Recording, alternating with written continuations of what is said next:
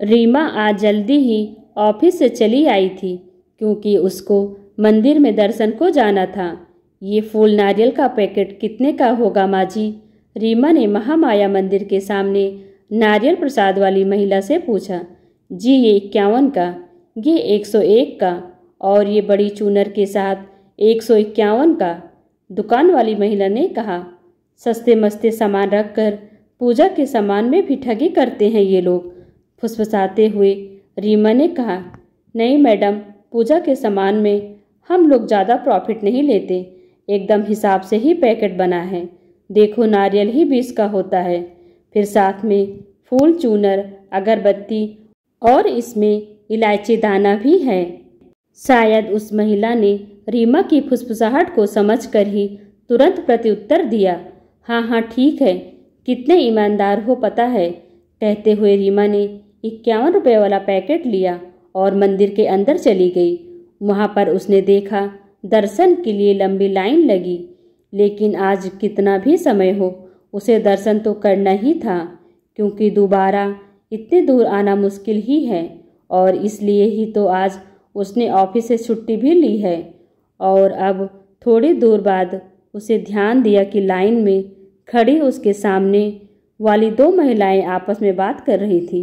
सुनैना, तुमने कहाँ से लिया नारियल पैकेट? मंदिर के सामने जो नारियल वाली बैठी है उससे। क्यों, क्या हुआ? अरे वो ना हमारे घर के पास ही रहती है, उसके बेटे का 6 महीने पहले ही इतना बड़ा एक्सीडेंट हो गया था, तब से वो ही बेचारा बिस्तर में पड़ा है। कमाने वाला घर में वही था, उसका पति तो पिछले साल ही नहीं रहा। वो जो कुछ कमाती है ना उससे ही घर चलाना मुश्किल होता है, और इस बार तो वो बेटे के लिए माँ से मन्नत कर नारियल के हर पैकेट के साथ चूनर फ्री में दे रही है।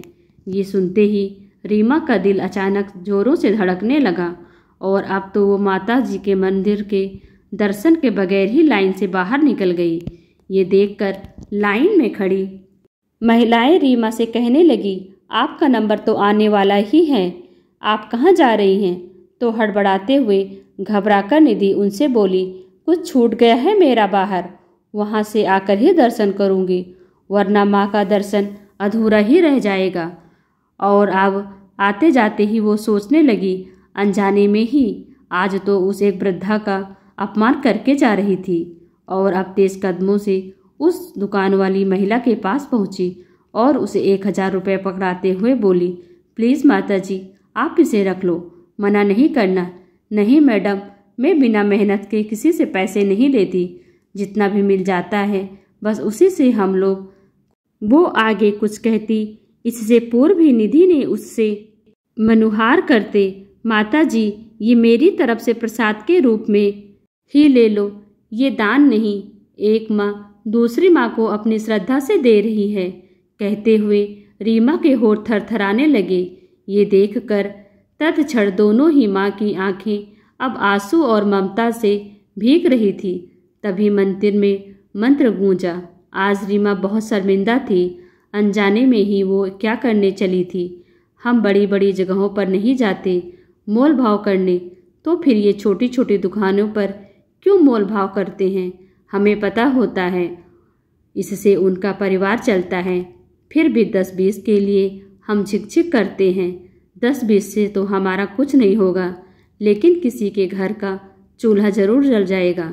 दोस्तों ये कहानी कैसी लगी हमें ज़रूर बताएं। वीडियो को लाइक कर चैनल को सब्सक्राइब कर लीजिए। Thanks for watching.